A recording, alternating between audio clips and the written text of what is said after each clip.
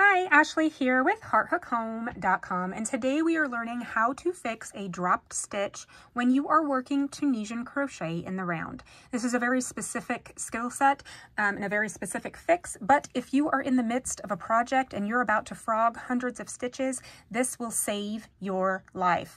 So as you may remember, in week 1 of the Advanced Tunisian Crochet Workshop, we learned how to fix a stitch if you drop it in a flat piece or a flat row of Tunisian crochet. That's different than working in the round because you've got your double-ended hook. It doesn't work exactly the same as it does with that other tutorial. So doing this together, we are going to learn how to fix a drop stitch so that you do not have to frog an entire round and recrochet it. As you are working on your backward pass, if you have not very many loops remaining from your forward pass here, it might be easier just to frog the whole thing. So let's pretend that I'm skipping several stitches here. If I've only got that many left, it's easier just to remove that, frog your forward pass yarn. Notice that I'm not moving my left hand at all. I don't want that to go anywhere. Now, when I've got 2 clearly defined loops that are in play here, I can insert my hook back into these 2, and I'm ready to start picking up more loops with my forward pass yarn and my other hook, right? So that is the easiest way to fix if that happens, if you've only got a handful of stitches.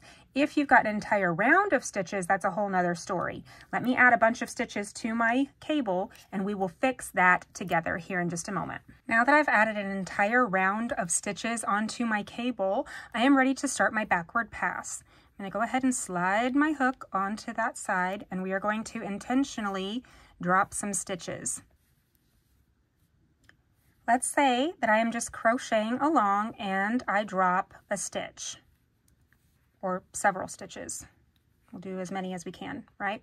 Now, like with the flat method, when we learned that in week 1, we're not going to panic. We're going to take our backward pass and we're going to pull that loop just a little bit and try to only pull the working side of the yarn so that you don't make this chain really tiny. Okay, you don't need to pull it a lot, just enough. And now we're going to pull all of these stitches loose, right? Now we're going to move our hook away from where we dropped so that none of these will drop off the end as well. We want to preserve as many of them as we can.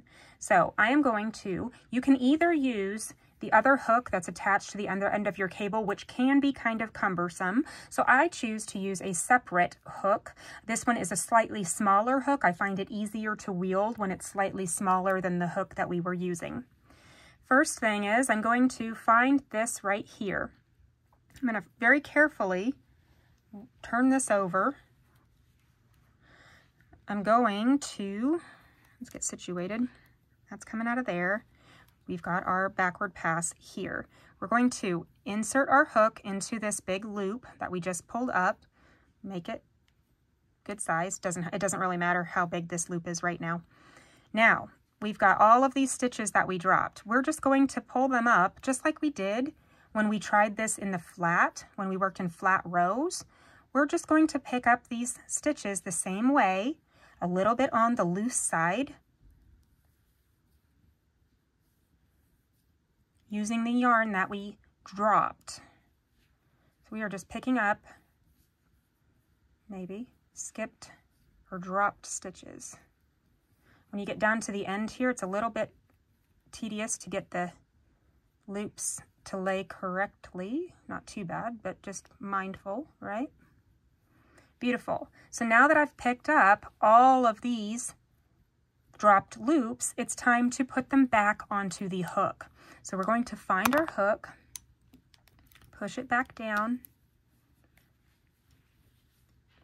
and kind of like knitting, we're going to transfer those back to the working hook. So I'm just putting these, literally just putting them back on the hook so nobody will ever know. They'll never know, right?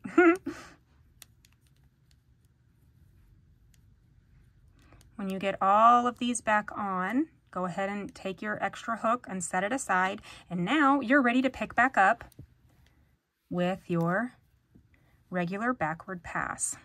That's it. So the technique is very similar, except for we use a extra hook It's easier. I find it easiest to use an extra hook, and you're basically just recrocheting those and then transferring them back to this one so that you can continue on. And when you look at this, you really cannot tell, and you will not be able to tell when I'm finished, that those were the stitches that I dropped. That's all there is to picking up dropped stitches when you're working Tunisian crochet in the round. I hope you love this workshop. I hope you love this cowl pattern. I hope you love this technique and that you will use it often. I will see you next week in the Advanced Tunisian Crochet Workshop, where we learn all of the ways to increase in Tunisian crochet. Thanks for watching, and I'll see you soon.